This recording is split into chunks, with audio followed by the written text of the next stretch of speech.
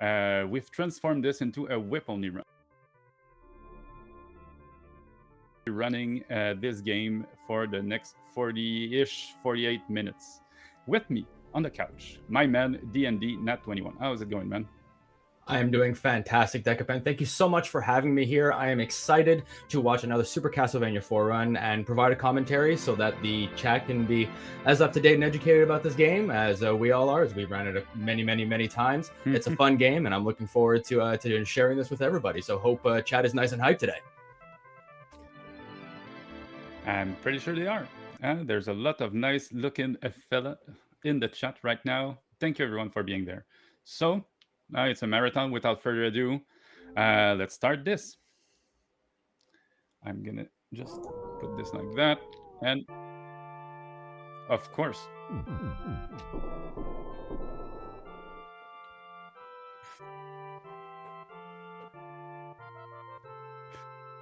Blashir, yes. Thank you very much, Zig. Time will start when I get control of Simon Belmont. So let's go. Let's get rolling. And here we go. Alrighty then. So, welcome everybody to Super Castlevania 4, a game produced by Konami, released in 1991, and ported over nationwide within the same year. This game is an adventure platformer where Simon goes through the multiple levels of Dracula's estate to try and defeat him towards the end. Of course, facing the many lackeys and bosses that are going to try to be obstacles along the way. Now, normally within this, you'll see crosses kill bosses. We would normally pick up crosses and try to get a combo meter where we can then throw the crosses at specific times all the way across the screen to do as much damage as possible. But here, this time around, we're going to turn the difficulty rating up just a little bit. This is whip only, which means that Simon and his whip, we're going to upgrade it to the long maul or chain whip. And from there on, we're going to do our best to avoid any and all sub-weapons as he makes his way through the stage. Now, these sub-weapons are hidden within candles. You'll notice that these are the crosses, the axes, the holy water, as well as the boomerang. The stopwatch. None of these are allowed to be picked up, and if you do pick them up, even if you do not use them, unfortunately, the run will be voided. So, stage 1 is the stables or the barn, the champion of which is Rodane, the undead knight.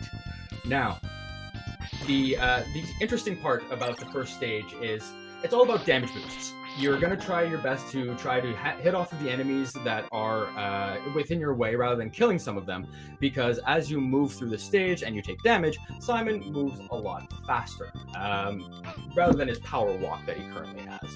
So right now, Decapent is making his way through using the plant here to get a little bit of a boost forward, jumping over the horse heads. And we're going to make our way to the second area with the Medusas. Those dreaded Medusas, you mean? Oh, absolutely. It's a matter of timing. There's a very small window from where you can use the jump to get the Medusas to boost you forward. Sometimes if you're a little bit earlier, you'll get knocked backwards. But it happens. Ooh, a little bit of an issue there. Let's go ahead and send some of those Decap emotes into chat. It happens. Sometimes when you land on those platforms, they rotate and your jump input just gets kind of eaten.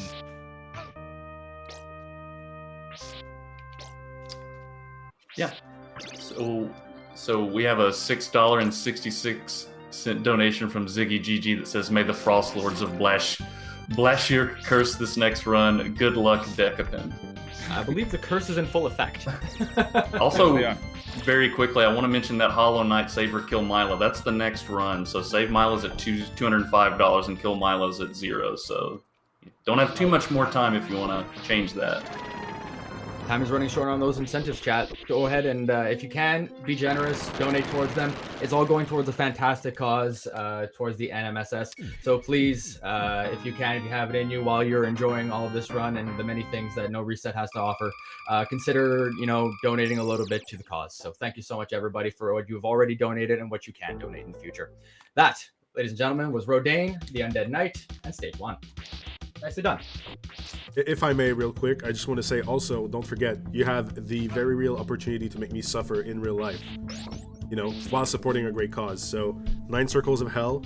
There's 3 more sauces to be unlocked until I actually just, you know, go through tier 2 and activate tier 3. That should be a lot of fun to see what those hot sauces can do to you. Oof. Is that a tier first, like? Oh, sorry. I was just gonna say first couple of tiers, like it's gonna get real at tier 6. Because I mean, obviously, like I really enjoy hot sauce and I've built a resistance. But that being said, I mean, you gotta work your way to it. Absolutely. So, stage 2. This is known as the Forest River, where the boss, rather than being at the end of the stage, is actually in the middle. Medusa, normally in any percent, is very easy. It's a blink and you miss it type boss. But in this circumstance, health management with whip only, it becomes very, very important, as Medusa can literally trample over you and just kind of sit on you. And unfortunately, there's not much you can really do about that. Get knocked around and just really try again. So the swamp, while normally is a very rhythmic type level with fantastic motion and jumping and platforming, everything just kind of falling into place, it can go very, very wrong if the game just decides to not agree with Decapent this time around. So hopefully the game's going to be really nice, and we'll see what happens.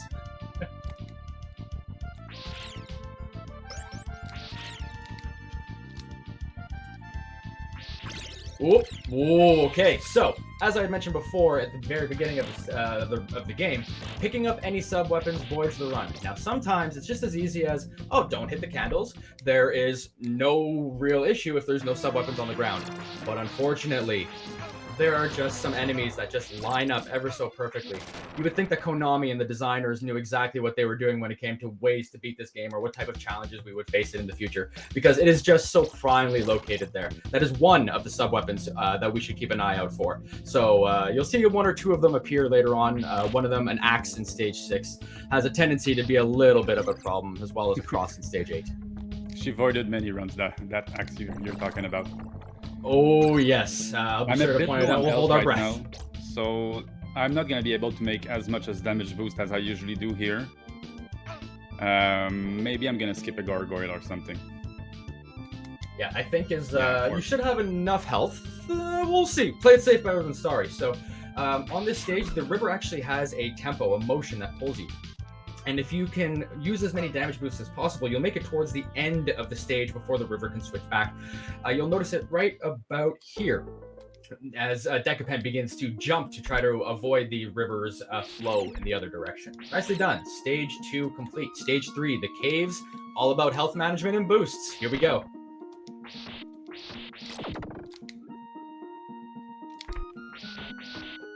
So, the major issue with stage 3 is the mudmen. As you just saw, when you hit one of the mudmen, they break apart. We can take advantage of that, as there is a little bit of a frame that we can use where they can't hit us as they're spawning.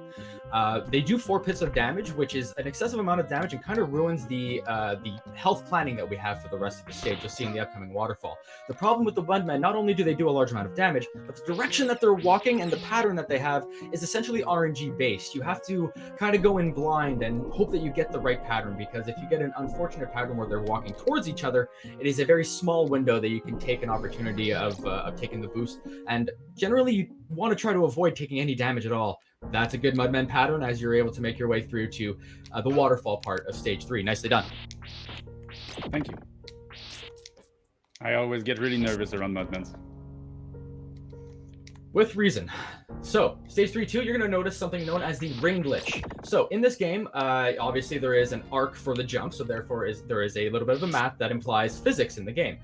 But when Simon attaches himself to a ring, what ends up happening is that pendulum physics takes into effect, where there is location on a center point and Simon extends outward. And just as you saw there, nicely done, what you can do is that if your whip hits the top of the ring, you can extend outward, ignoring gravity physics, and skip a good portion of the level. You'll see this happen maybe 1 or 2 more times throughout the level, depending on how the game treats Simon Belmont as he moves his way through the game. It can be a very good shortcut, but sometimes it can be very risky, as that ring can, sometimes if you miss it, you're done for.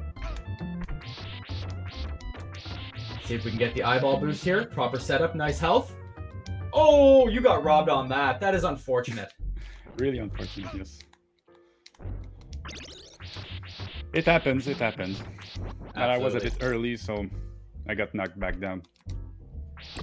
So what we just saw there was the eyeball boost, a way to skip around that dragon and almost land on the platform just above. Generally, you have to try to keep your health, as I had mentioned before, for health management all the way through to this point. Sometimes you have to skip the eyeball boost, as it is indeed a very large chunk of health, but it saves a lot of time if you can pull it off. Now we're moving our way towards the Orphic Vipers, a pair of twin-headed snakes that, actually, one twin-headed snake that will try to defeat and knock Simon back into the waterfall pit. Let's hope that we can take care of this with whip action only. It's, as I mentioned before, crosses kill bosses. Whip's a little bit more dangerous. Let's see if we can get the whip glitch. Nicely done. That was smooth. So I've got another donation whenever there's an appropriate time to read it. Absolutely. Please read away. Right now we're just encountering the Orphic Vipers, so let's watch and listen. All right, we got a $25 donation from DD who says, I heard that if Decapent grabs a sub-weapon by mistake, he needs to refund everyone who spent those $1,250. No pressure. That's a lie. Joking aside, good luck to my non-bald friend, Decap Love. Thank you, DD.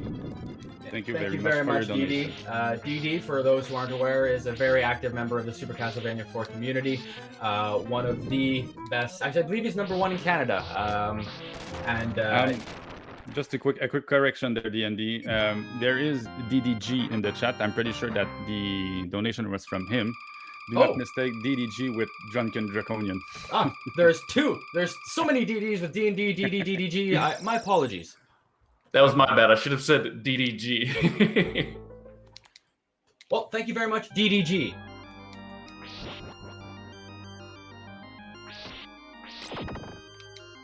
That's going to be a heck of a refund, so hope you don't void anything there, Decapent.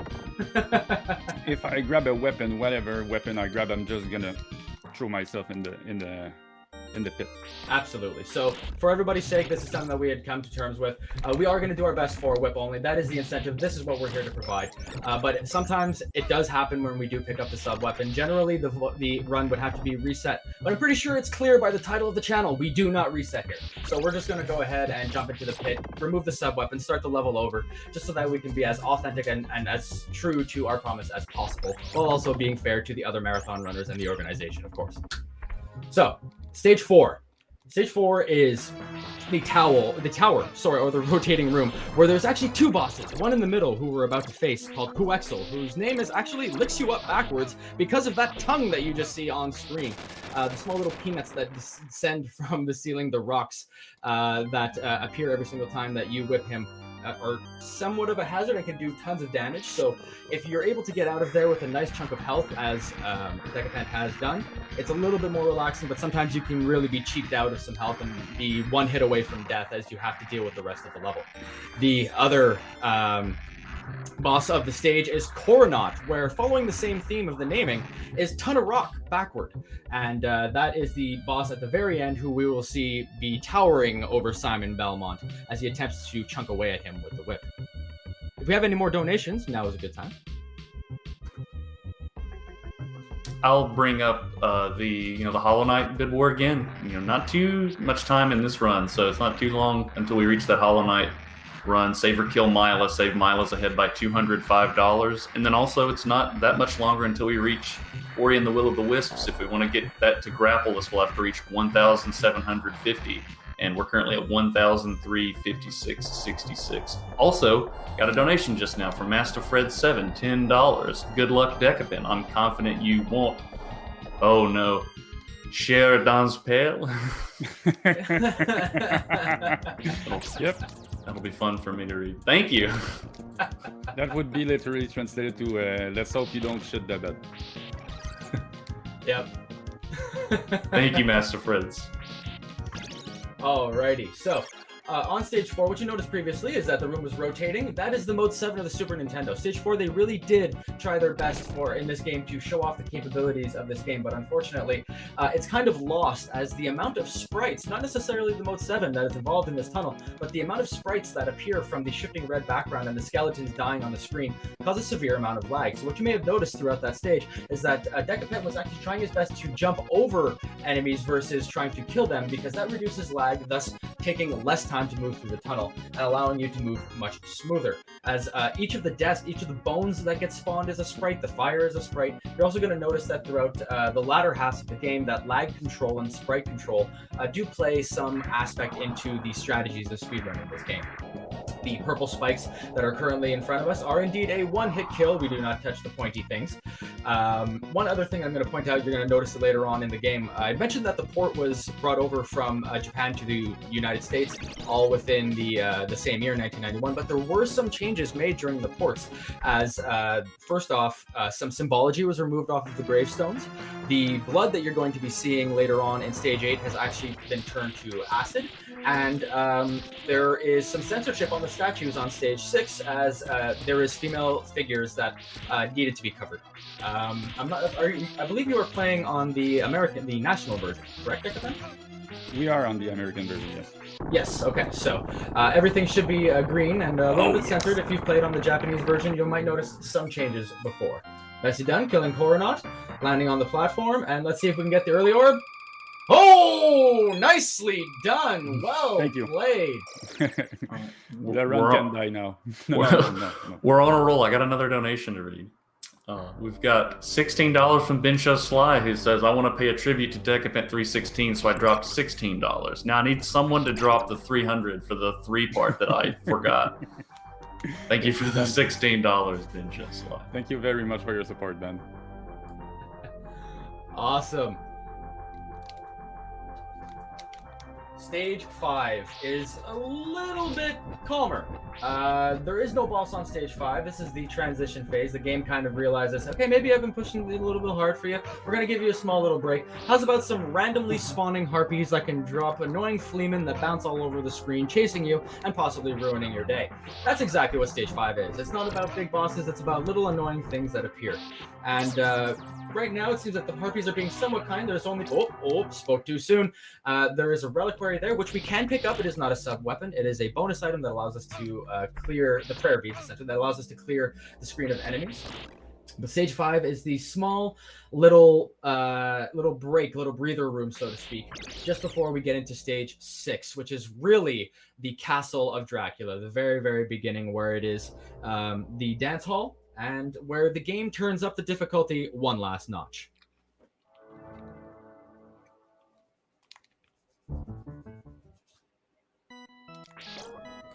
All right, I've got another donation. Got a $5 donation from Seek that says, or Sick, it says, Epic Hug! Epic Hug, Sikri. Thank you very much. Thank you for the $5. Thank you very much for that donation. Stage 6. All the enemies have more health. There's a lot more enemies. Then a lot of things that can just straight up kill you. This is where the game really starts. So what you're going to notice here as Decapent is coming up to the chandeliers. Now the chandeliers are platforms that are swinging over a bottomless pit, and they kind of are anxiety swings. Even the sound, if you've been speedrunning this game, you'll know that sound, and they immediately get your heart pumping. As there are 3 ways to approach them. There's the 3 cycle, which is the safer way, where there's no real need to worry or rush. You kind of wait for the chandeliers to swing back and forth. There is the 2 cycle way, where you kind of go for a visual or audio cue, but the window is very, very tight, and you do save about 4.5 seconds. And there is finally the 1 cycle, which generally is saved for the upper echelon of techniques and has a very, very high window of failure, very, very small window of success. There are cues that you can use to make it consistent, as the upper echelon does indeed do them, but it is not for the faint of heart, as if you mess that up, you have quite a bit to go through again, and generally your run is dead. I've got 2 donations. Can I right read those real quick? All right. We've got $3.16 from DDG, who says, I just wanted to show Ben how to donate $3.16 without spending too much or asking someone else to complete the donation. Thank you for the 3.16. Donation fired. And then Deloitte, maybe? $20. Go Pat. You're better at this than Tetris. Smiley face. Thank you for the $20. Thank you, Deloitte, which would be Loic in French, I'm pretty sure. That's the guy. Thank you for your donation, man. Alrighty, so as you see here on stage 6, one thing that I'm actually, I forgot to mention earlier on, and will actually be far more apparent later on, there is a photosensitivity warning for some of the bosses towards the end. Things get a little bit flashy, so if you have a little bit of a sensitivity towards bright lights and things like that, just a quick heads up. Mostly on stage 9, the boss for Zapbats, there is a lot of bright lights that kind of come about, so if you have any form of sensitivity for that, just kind of be careful. Stage 6 at this point, the ectoplasms, as you noticed before, there is a lot of lag that is spawned by the ectoplasms, and normally in any percent you would try to get rid of them as they slow down the game. But as you saw here, Decapent did his best to try to keep them on the screen so that the other two that are later on in the game did not spawn, and was able to move around them, so that he was able to kind of jump and boost past them and get himself up into what we know as the Bone Hellway, where if you are even just a little bit late on the jump, unfortunately, you'll be bounced around in this kind of damage cycle that these skeletons love to put you in, and it can be very much easy to get caught inside. The boss at the end of this is going to give Simon the last dance. It's going to be like Patrick Swayze and Ghost as we dance around the room and see how we move through stage 6. Nicely done so far, Decapent. Thank you very much. The wrestling tables upcoming. Indeed. The tables up here, when Dracula started to realize that even skeletons and demons couldn't stop Simon Belmont, he threw the kitchen sink, the chairs, and the tables at him as they come to life. Got to try to jump on over them and destroy them. It's almost like a Disney movie when it comes to this point. He's really getting desperate as he's realized that Simon Belmont has made his way to the front door.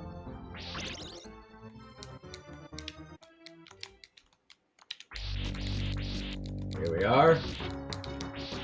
So now there is a specific pattern that we can do for the dancers here. 3 whips on the bottom, 1 whip on the top, 1 coming down, and then 6 underneath for the full health bar. Nicely handled. So sometimes when you get hit, if you get hit off that platform and you get stuck underneath on the left or the right hand side, that's it for Simon. You're done there. It is very much a headache. So glad that you were able to get that cycle in, the proper rotation. Nicely done. And we're making our way to the library, stage 7, where this is essentially where literature and knighthood come hand in hand.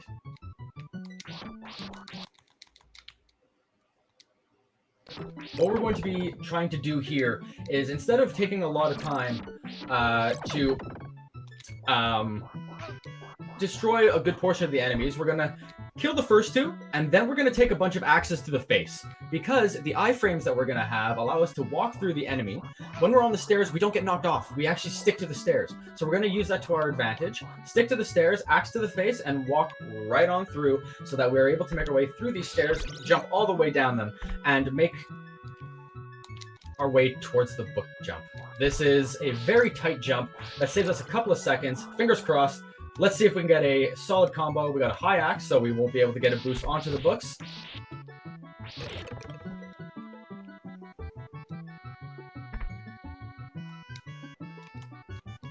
I'm gonna do a save strat for marathon. 100%. 100%. I don't blame you.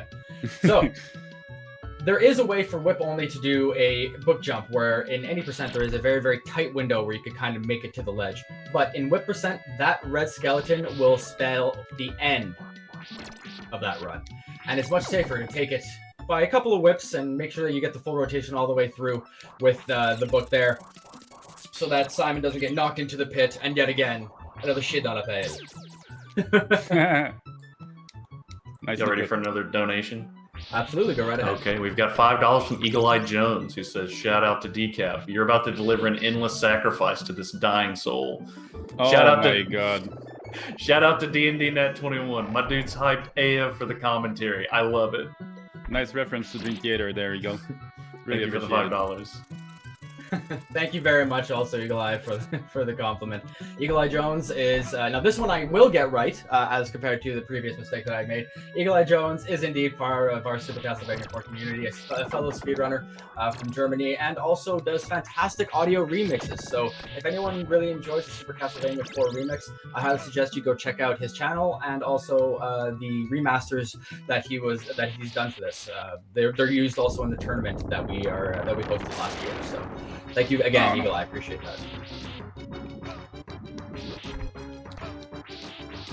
Here is Sir Dracul, the knight. I that hate heads that to guy. the library. This fight is very fun, I find, in Whip Only. Some people disagree with me, but there are ways to manipulate the fight so that he does the axe throw, which allows you to slide underneath him and just keep whipping away. And there is a distance that you can get him at, as Decapent did just there, very well done, where the sword doesn't reach and he won't move. So you can indeed just kind of get away scot-free without any issues, defeating the knight without any hesitation. But if you are unlucky, he can, Sir Dracul can raise his shield and regenerate hit points, which is kind of a glitch, so to speak. It's not intended, and it's something that can happen every once in a while.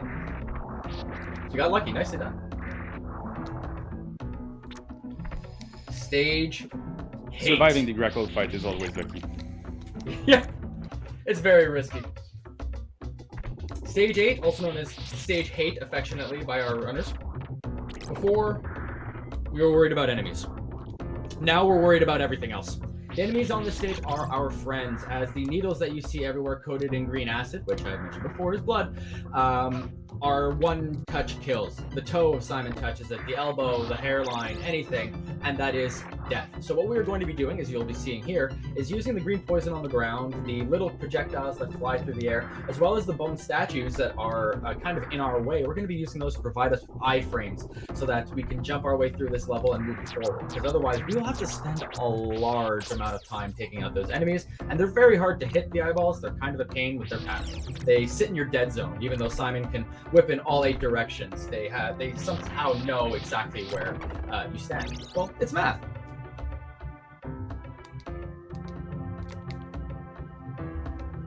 Okay, this is the third obstacle that I had mentioned.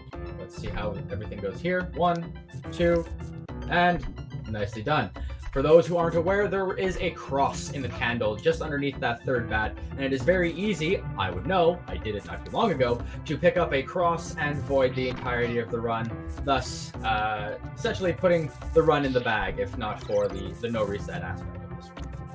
Nicely done. Move over the bridge, and that was a little bit of a damage boost from the stairs that break apart. Normally they would be if you whipped on those stairs, you would fall into the pits and die, but we are going to use that to our advantage, get those iframes, go all the way through the Palpatine spikes, as I affectionately call them, with the sound effects sounding like he's saying, just do it. And we're going to come up to what we like to call Vegas Bridge. Oof, yes, okay, yeah, the pattern's a little, okay. So we call this Vegas Bridge because the pattern can be randomized. It's based on how quickly you approach the blocks. So if you are unlucky or you wait too long, the pattern is essentially fatal. And in the higher tiers of speedrunning, you can just run at it, break those stairs, and try to skip your way across, and hope that Vegas Bridge plays nice. For now, we stand in front of Frankie, do a couple of whips into his hitbox, removing the poisons that get thrown above us, and destroy yet another obstacle in our way to Dracula. Frankenstein down. Nicely done, Decapent.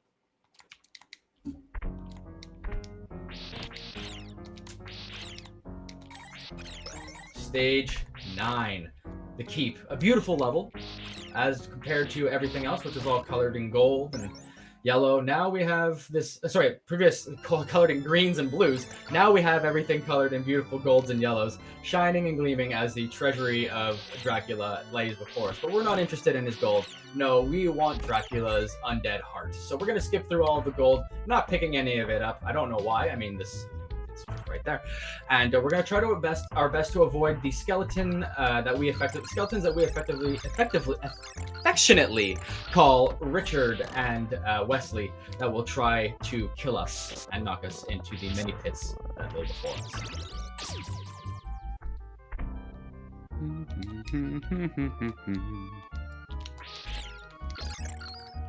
I guess real quick, I'll mention yet again that Hollow Knight bid war, save or kill Mila. Kill Mila's behind by $210. So that's the next run, so keep that in mind if you're thinking about donating. Time's running short, people, so come on. Let's get some hype, chat. Let's get some donations toward that incentive. And keep in mind the charity this is going toward the National Multiple Sclerosis Society. Excellent, excellent cause. Fantastic. Decapent has now made his way into the secondary half of 9. Going to take a boost through this dragon that spawns. Rather than knocking us back because of the way that it hits us, we're able to stick to the stairs and make our way through the Scrooge pit. Try to swing right across without touching any of the dragon. Nicely done. It's a very small window to be able to pull that off. You have to be able to constantly be moving as soon as you enter the screen. A lot of these strategies that we're using very much rely on us to be active from the moment we transition. There's any time that we have to wait for any form of a spawn or anything like that, the window for predictability becomes tighter and tighter. Here we're going to go ahead and get backup meat, where if you go into the previous screen and come back into the next screen, it will respawn the candles, thus respawning the meat that we need so that we can go into probably one of the more dangerous fights since the Medusa fight back on stage 2.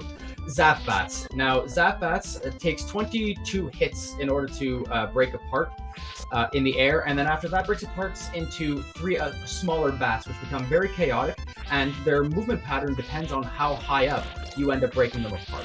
So it's very much a game of try to whip as fast as you can, and if you miss your timing, you have to try to adjust and catch the next window. Otherwise, it can be all over the place. Once again, a photosensitivity warning for this one. There's a lot of flashing, so just a heads up.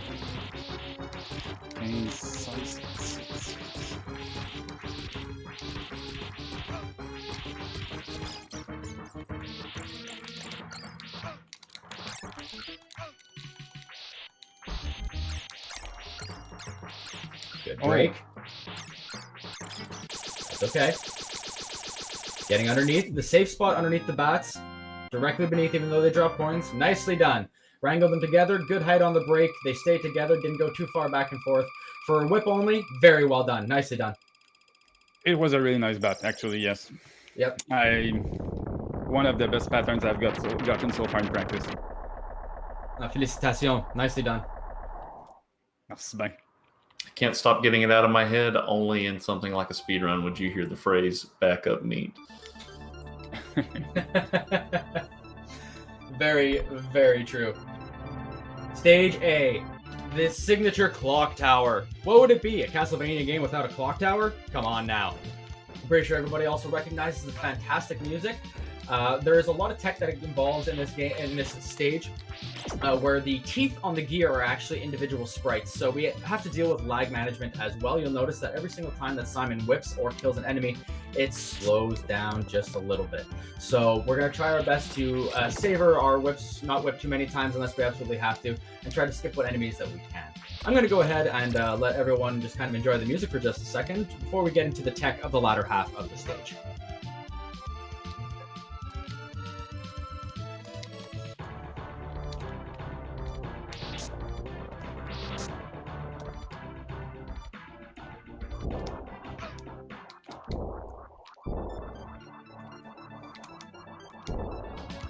All right, we are currently moving through the boost section. We jump up, hit the stairs, stick to the stairs, take an axe to the face, dodge all the flying gears, and we move our way to a vertical area. Now, the crosses do kind of help us on this stage if we did have them, but right now there's not too much difference between the whip-only approach and the cross approach, as the goal here is to try to avoid the enemies the best that we can and go vertical. The boss on this stage, Pharaoh Akbadon II, the Mummy. Now, Mummy be kind is a phrase that we say very often, as time on this stage is very much dependent on the patterns that the Mummy decides to do, as there are about, I believe it's 5 spawn patterns that he can have: far left, far right, mid left, mid right, and mid. If he goes into the bottom left-hand corner, it is the worst pattern, and it can really change the time difference between a 3 cycle or a 2 cycle versus a 5 or 6 cycle if the Mummy doesn't want to play. Can really ruin a run, no matter how well you've gotten the gold splits earlier on, all the way throughout the previous 9 stages. Here we have a middle split, which is okay, not the worst. We're going to be able to position ourselves in such a way that we dodge the bandages and we are able to whip him. Now, not only does he have random spawn patterns, he also has 2 attack patterns, where he has the bandages, which can knock you into the pit or get knocked into the pit. Okay. Commentator's curse. My apologies. He has 2 patterns for the fireball and the bandages. The fireballs are closer and aren't so much of a aren't so much of a problem. The bandages, which can hit you from behind because they run on a sine wave, you can do that. Here we have a good pattern, a far right-hand side, where we are able to just whip away safely without any cause for concern.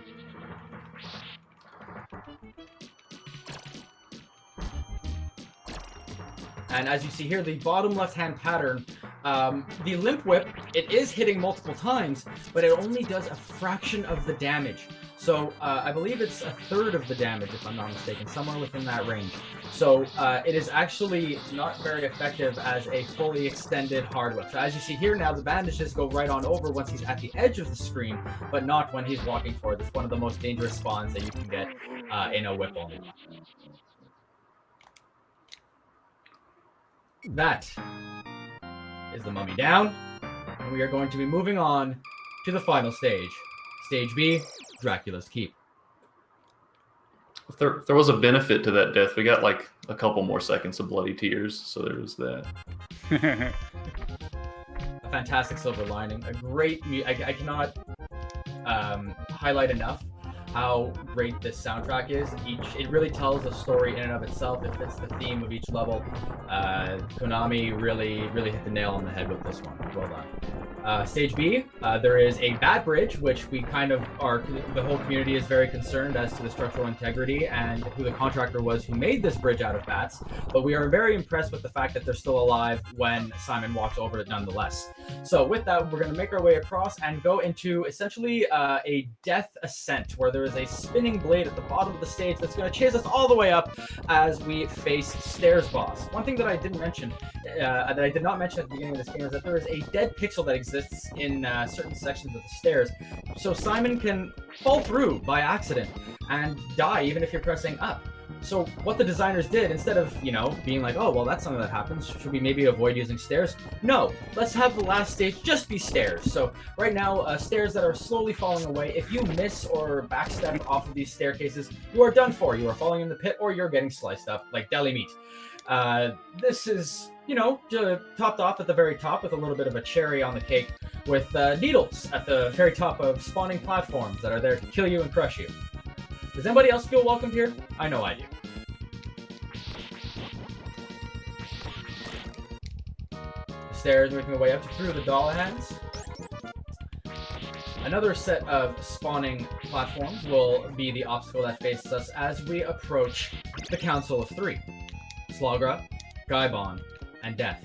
Dracula's generals in all of this. Now, Slagra, the first of the champions, essentially, is the destroyer of dreams. Slagra is almost a scripted fight, depending on how well things go. But there's a 15% chance that he has a charge attack. And if he decides to do that charge attack, and also you're cornered after a double charge in his secondary phase, there's no avoiding it.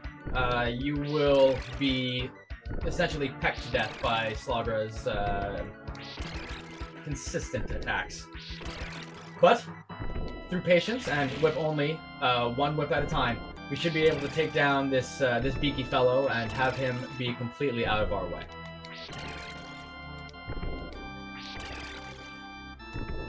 We're coming towards the end of the run, so please, if you have any incentives that you would like to donate towards, please do so now. And let's get some hype in chat for Decapent coming towards the end of this game, doing a fantastic run and showing Super Castlevania 4. Come on, chat, let's go. Yeah, quick reminder, that's the Hollow Knight Save or Kill Mila. Currently, Save Mila is ahead by $210, and then we've also got that milestone for Ori and the Will of the Wisps grapple list. That's at $1,750. We're currently just a hair over $1,400.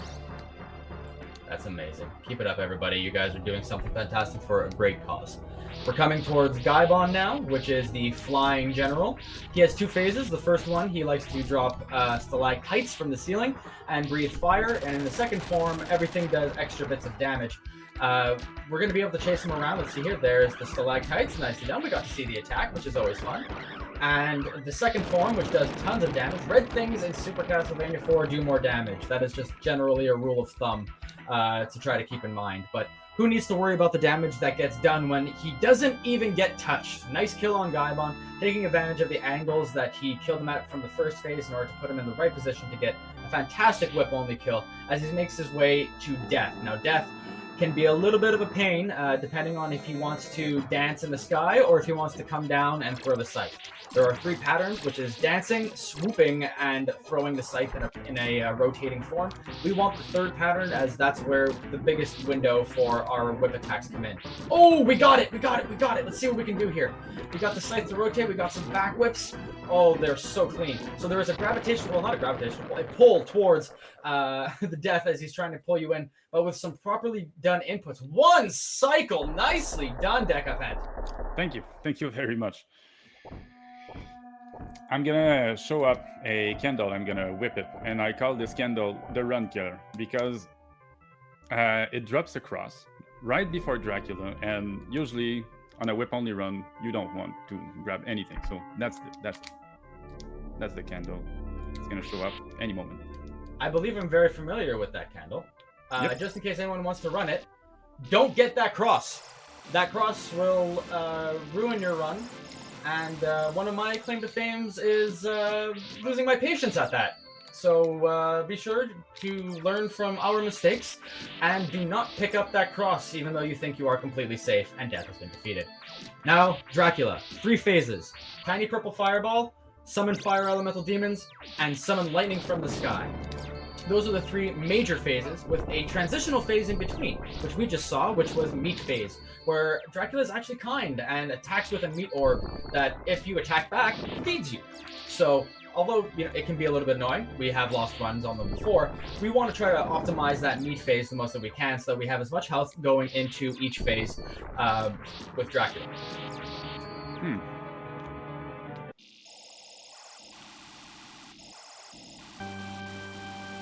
Let's see here.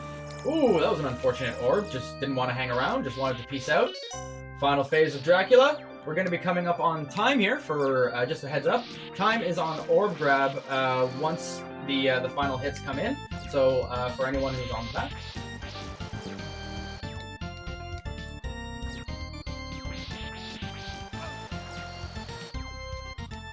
that. We got slow pokes in chat. Hey, am I already past 48 minutes? No, because the timer was not adjusted, as the whip only incentive is 48 versus 40. Okay, so out of curiosity, I'll take the blame on that. I forgot to switch it up. Oh man! And time is coming up soon. I think you might end time. I think you just cut me, Decapent. Oh. So what was that run? What's the timer? Time 40:58. I think if we verify this and you have a timer running, I think you just cut me by 17 seconds. I'm under 41 minutes right now? You're under 41 minutes. I think you just PB'd. Wow. I just PB'd. Yes, of course I just PB'd. I think I PB'd by 40 seconds or such. Wow. Oh, amazing. Oh, can we get some hype? So that's where I need to do my runs. I need to do my runs at NoReset. That's where I beat my time every time. God damn. Well. Jeez. We got marathon PBs. Everyone loves a marathon PB. Look, we have to let the credit run. We have to let the credits run. I hope you're recording this, because if not, you have to let the credits run. Otherwise, it doesn't count. Oh, but I grabbed the watch, you know. I think it's gonna be voided or something. I'm gonna try anyway. So, ladies and gentlemen, that was Super Castlevania 4, and due to your generosity, it was a whip-only run, which we managed to clutch a PB. So, well, thank you, D&D, for once again being such a great commenter. It really helped me focus throughout the run, so thank you very much for anytime. It's my pleasure. I love doing this for a great cause. I love just having the energy out there, supporting my friends in the community, and I mean, moments like this, you can't beat it. So, you know, hype all the way around. Well, so Mike, back to you, Tuan. All right. Thank you so much for that run of Super Castlevania 4, Decapent. Next, we have Sirakura running Hollow Knight, all skills, no major glitches. Keep in mind that Bid War. That's coming up next.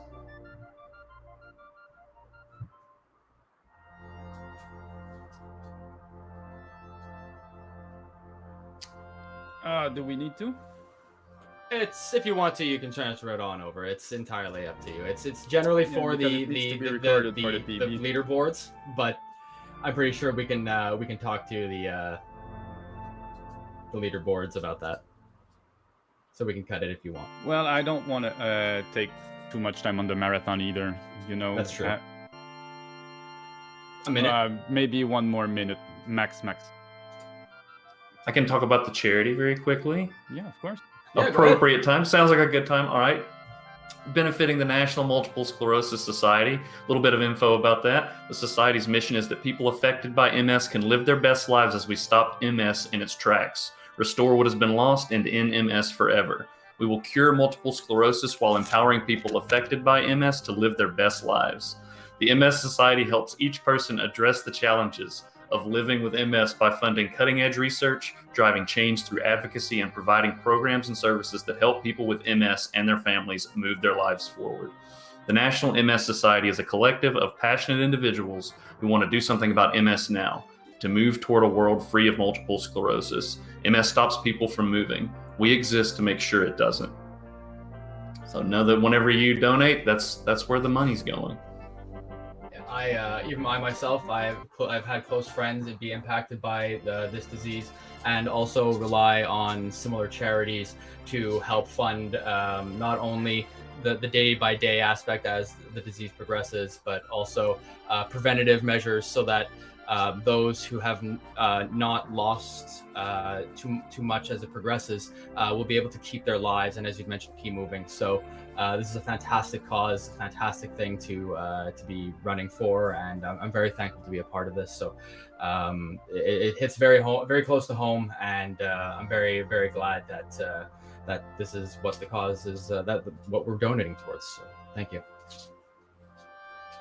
So here we've got about 30 seconds left on the credits. Once the presented by Konami comes in, we will be good. Yeah, to maybe go. we're gonna see Slagra. I think we're gonna see like the boss rush, and it's gonna be over. Thank That's you very exactly much, it. everyone, for your patience. I know that sometimes looking at credits can be a bit tiresome. It's all for the good cause of the PB and having the run like being valid and everything. So.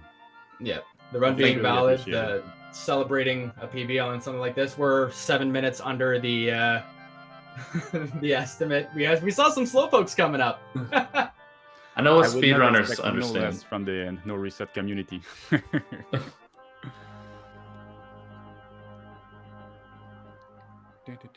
Yeah. For those Once, tuning in who are new to this stream, it's not it's all in jest. It's all in good spirit. The slowpoke is actually our spirit animal.